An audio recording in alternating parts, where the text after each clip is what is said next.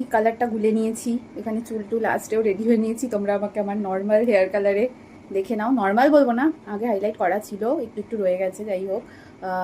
তো এই hair colour করার পর আমি জানি না কেমন হতে চলেছে। আমি একটু ভয় ভয়ই রয়েছি, কারণ লাল কালারটা দেখতেই পাচ্ছ কতটা টকটকে লাল। আমি যদিও ভিডিও দেখেছি, সেরকম খুব একটা লাল হয় না, বাট তাও কখনো করিনি তো এরকম রেড কালার, আমার একটু ভয়ই লাগছে। রেড করব সেটা ঠিক ছিল না। আমি নর্মালি যেমন গোল্ডেন কালার দিয়ে হাইলাইট করি পুজোর আগে প্রত্যেক বছরই, প্রত্যেক বছর না করলেও 1.5-2 বছর অন্তর করি, স্টে করে হাইলাইটটা আবার।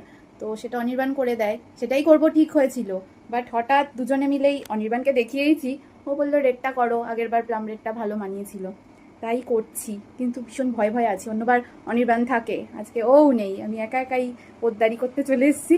তো যাই হোক, আমি এখন অ্যাপ্লাই করব। এখন তো আর ভিডিও করা পসিবল না, কারণ কেউ নেই হচ্ছে ভিডিও করে দেবে আমার। তো এরপর রেজাল্ট কি হবে দেখার জন্য ওয়েট করো। আমি আসতে চলেছি তোমাদের সামনে লাল টকটকে চুল নিয়ে। লাল টকটকে হবে না, আমি জাস্ট এমনি বলছি। হ্যাঁ, তাই হেয়ার কালারটা অ্যাপ্লাই করি, বাই।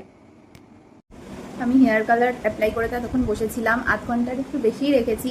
তো এই হচ্ছে অবস্থা, হালকা হালকা কালার ধরেওছে, ফোনে বোঝা যাচ্ছে কিনা জানি না। তো এবার ওয়াশ করে আসি, তারপর ফাইনাল লুক দেখাবো। আমি এক্সাইটেড দেখার জন্য। সো আমার হেয়ার ওয়াশ হয়ে গেছে, আর রেজাল্টটা আমার এত ভালো লেগেছে। ভালো হয়েছে, ওরকম ক্যাটক্যাটে লাল আসেনি, আমি যেটা নিয়ে ভয় পাচ্ছিলাম। বেশ মিষ্টি একটা রেড রেড শেড হয়েছে। আর আগে যেহেতু আমার হাইলাইট করা ছিল, ওই ব্রাউনগুলো মিক্স হয়ে বেশ সুন্দর লাগছে। আমার তো ভীষণ ভালো লাগছে আমার এই নিউ হেয়ার কালার। এই যে এখানে দেখো হালকা হালকা রেড বোঝা যাচ্ছে, ঘরের আলোতে বোঝা যাচ্ছে না, বাইরে রোদ তো আজকে নেই, বৃষ্টি সারাদিন, না হলে বাইরে দেখাতাম আলোতে। বেশ ভালো লাগছে, বোঝা যাচ্ছেও।